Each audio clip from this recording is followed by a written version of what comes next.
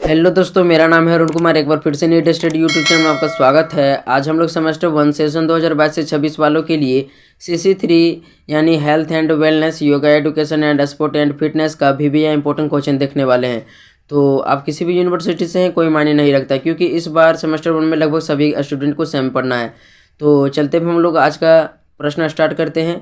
आज का प्रश्न है, स्वास्थ्य की परिभाषा देते हुए इससे जुड़ी अवधारणा का वर्णन करें। मैं एक बार फिर से पढ़ देता हूँ। आज का प्रश्न है, स्वास्थ्य की परिभाषा देते हुए इससे जुड़ी अवधारणा का वर्णन करें। तो इसका हम लोग उत्तर देंगे। तो सबसे पहले हम लोग यहाँ लिख लेते हैं स्वास्थ्य की परिभाषा, क्योंकि हमें स्वास्थ्य की परिभाषा देना है। स्वास्थ्य की परिभाषा लिखने के बाद हम लोग इसमें लिखेंगे, शरीर की वह अवस्था जिससे प्रत्येक प्राणी शारीरिक, मानसिक और सामाजिक रूप से बिना किसी तनाव के अपने जीवन के सभी कार्यों को अच्छी तरीके से कर सके, स्वास्थ्य कहलाता है। तो शरीर की वह अवस्था जिससे प्रत्येक प्राणी शारीरिक, मानसिक और सामाजिक रूप से बिना किसी तनाव के अपने जीवन के सभी कार्यों को अच्छी तरीके से कर सके, स्वास्थ्य कहलाता है। तो आगे हम लोग देखते हैं। दूसरे शब्दों में, जब मनुष्य शारीरिक, मानसिक और सामाजिक क्षमता के आधार पर रोग मुक्त होकर किसी भी कार्य को बिना किसी तनाव के कर पाता है तो उसे स्वास्थ्य कहा जाता है, तथा यह गुण जिस मनुष्य में होता है उसे स्वस्थ मनुष्य कहा जाता है। तो यहाँ हम लोग एक बार फिर से समझते हैं स्वास्थ्य की परिभाषा। तो शरीर की वह अवस्था यानी मनुष्य की वह अवस्था जिससे वह किसी भी कार्य को शारीरिक, मानसिक और सामाजिक रूप से बिना किसी तनाव के, बिना किसी अड़चन के कर पाता है, स्वस्थ होकर कर पाता है, ठीक है। तो उसे स्वास्थ्य कहा जाता है। और जिस मनुष्य में यह गुण पाया जाता है उसे स्वस्थ मनुष्य कहा जाता है। तो आप स्वास्थ्य की परिभाषा को अच्छी तरह से समझ गए होंगे। आप इसे जल्दी से नोट कर लीजिए। अगले पॉइंट की ओर हम लोग चलते हैं। अगला पॉइंट हम लोग देंगे स्वास्थ्य के कुछ प्रमुख परिभाषाएं।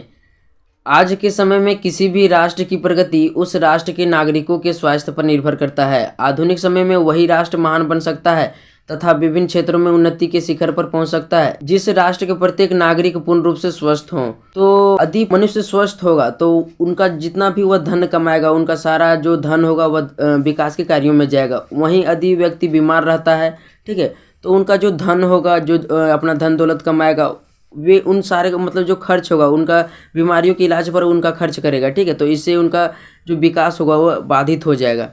तो कोई भी देश का जो विकास होता है वहाँ के नागरिकों के स्वास्थ्य पर निर्भर करता है। तो इसे आप समझ गए होंगे। अगले पॉइंट की ओर हम लोग चलते हैं। आगे हम लोग इसी में लिखेंगे, अतः इसे देखते हुए विद्वानों ने स्वास्थ्य की निम्न परिभाषाएं दी है। तो कुछ विद्वानों ने अपना क्या क्या परिभाषाएं दी है, ठीक है। तो उसे हम लोग देखते हैं। एक नंबर में हम लोग देंगे J.F. विलियम के अनुसार। तो इनके अनुसार हम लोग देखते हैं, J.F. विलियम के अनुसार स्वास्थ्य जीवन का वह गुण है जिससे प्रत्येक व्यक्ति दीर्घायु होकर उत्तम सेवाएं प्रदान कर सकता है। तो J.F. विलियम का मानना है कि यदि व्यक्ति स्वस्थ होगा तो वह काफ़ी लंबे समय तक जीवित रह सकता है और अच्छी सेवाएं प्रदान कर सकता है। तो इसे नोट कर लीजिए। अगले विद्वान की परिभाषा की ओर चलते हैं। अगला विद्वान हमारा है बेकन के अनुसार। बेकन के अनुसार स्वस्थ शरीर आत्मा का अतिथि भवन और दुर्लभ तथा रुग्ण शरीर आत्मा का कारागृह है। तो जो स्वस्थ शरीर होता है वह आत्मा के लिए अतिथि भवन यानी गेस्ट हाउस होता है, ठीक है, आत्मा के लिए अच्छा भवन होता है। वही दुर्लभ और रुग्ण शरीर यानी बीमार शरीर आत्मा का कारागृह होता है। तो जिस प्रकार एक व्यक्ति कारागृह में अपना जीवन व्यतीत करता है, ठीक उसी प्रकार से एक बीमार व्यक्ति भी अपना जीवन व्यतीत करता है, ठीक है। तो यह बेकन का मानना था। इसे नोट कर लीजिए। अगला विद्वान देखते हैं हम लोग। तीसरा विद्वान हमारा है मैरी बेकन एडी के अनुसार। तो इनका मानना है स्वास्थ्य वस्तु अवस्था ना होकर मानसिक अवस्था है। तो इनका क्या मानना है, स्वास्थ्य वस्तु अवस्था ना होकर मानसिक अवस्था है, ठीक है। तो इसे नोट कर लीजिए। अगले पॉइंट की ओर चलते हैं। अगला विद्वान नहीं, मतलब एक संस्था है, ठीक है। तो 4 नंबर में हम लोग देंगे WHO या विश्व स्वास्थ्य संगठन। यहाँ WHO का मतलब है वर्ल्ड हेल्थ ऑर्गेनाइजेशन, विश्व स्वास्थ्य संगठन, ठीक है। तो इसके अनुसार देखते हैं, शारीरिक और मानसिक तथा सामाजिक दृष्टि से पूर्णतः सुखी होना ही स्वास्थ्य है।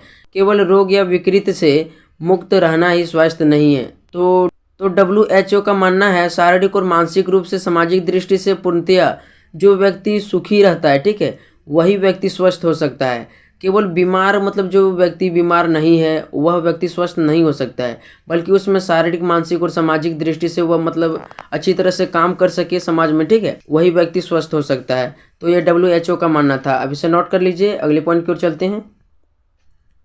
अगला पॉइंट हम लोग देंगे स्वास्थ्य की अवधारणाएं, कॉन्सेप्ट्स ऑफ हेल्थ। इसे हम लोग देखते हैं। स्वास्थ्य के कुछ प्रमुख अवधारणाएं इस प्रकार से है। तो स्वास्थ्य की क्या क्या अवधारणाएं है उसे हम लोग देखते हैं, ठीक है। तो एक नंबर में हम लोग देंगे मनोवैज्ञानिक अवधारणा, साइकोलॉजिकल कॉन्सेप्ट। इस अवधारणा के अनुसार प्रत्येक व्यक्ति को अपनी मनोवैज्ञानिक क्षमताओं का एहसास रहता है। वह जीवन के सामान्य तनावों का सामना कर सकता है तथा लाभकारी और उपयोगी रूप से अपने समाज के लिए काम कर सकता है। तो जो मनोवैज्ञानिक अवधारणा है, ठीक है, इस अवधारणा के अनुसार प्रत्येक व्यक्ति अपने मनोवैज्ञानिक क्षमताओं का एहसास कर सकता है, ठीक है, मतलब अपनी मन की भावनाओं को एहसास कर सकता है और किसी भी मतलब जो उनके सामने परिस्थितियां आता है उनको झेल सकता है, ठीक है, और किसी न किसी रूप से लाभकारी रूप से अपने समाज के लिए काम कर सकता है। तो यदि एक तरह से जो डिप्रेशन कहते हैं, यदि व्यक्ति डिप्रेशन में भी रहेगा ना तो वह अपने समाज के लिए अच्छा काम करेगा, ठीक है, खुद को नुकसान नहीं पहुंचाएगा। तो यह है मनोवैज्ञानिक अवधारणा, इसे नोट कर लीजिए। अगले पॉइंट की ओर चलते हैं। अगला पॉइंट हमारा है पारिस्थितिक अवधारणा, इकोलॉजिकल कॉन्सेप्ट। इस अवधारणा के अनुसार स्वास्थ्य मनुष्य और पर्यावरण के बीच के अंतर संबंधों को कहा जाता है। इनके अनुसार पर्यावरण के साथ अनुकूलन और समायोजन में विफलता के कारण बीमारियां उत्पन्न होती है। अतः स्वस्थ रहने के लिए मनुष्य का भौतिक वातावरण के साथ अच्छे संबंध होना बहुत आवश्यक है। तो जो पारिस्थितिक अवधारणा है इनका क्या मानना है, तो जो स्वास्थ्य है वह मनुष्य और पर्यावरण के बीच के संबंधों को स्वास्थ्य कहा जाता है, ठीक है। इनके अनुसार मनुष्य और पर्यावरण के बीच के संबंधों को स्वास्थ्य कहा जाता है। पर्यावरण के साथ अनुकूलन और समायोजन में विफलता के कारण बीमारियां उत्पन्न होती है। तो यहाँ जो मतलब व्यक्ति का पर्यावरण के साथ अच्छा संबंध नहीं है तो वह अस्वस्थ होना एकदम निश्चित है, ठीक है। अतः स्वस्थ रहने के लिए मनुष्य का भौतिक वातावरण के साथ अच्छे संबंध होना बहुत आवश्यक है। तो कोई भी व्यक्ति तभी स्वस्थ हो सकता है जब उनके आसपास के वातावरण के साथ अच्छा संबंध हो, ठीक है। तो यह था हमारा पारिस्थितिकी अवधारणा कॉन्सेप्ट, इकोलॉजी कॉन्सेप्ट। तो इसे नोट कर लीजिए। अगले पॉइंट की ओर चलते हैं।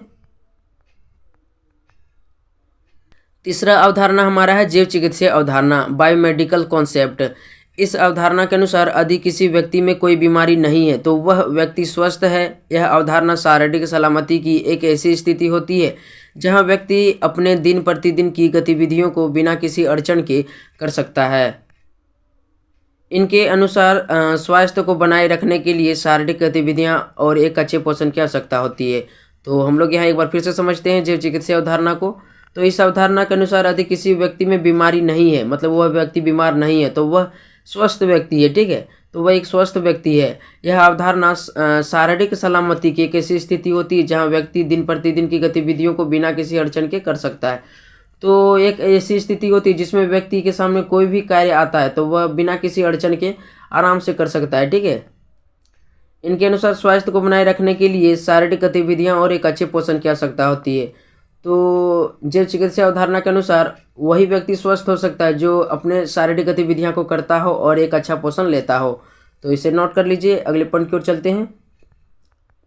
अगला पॉइंट हम लोग देंगे समग्र स्वास्थ्य अवधारणा, होलिस्टिक हेल्थ कॉन्सेप्ट।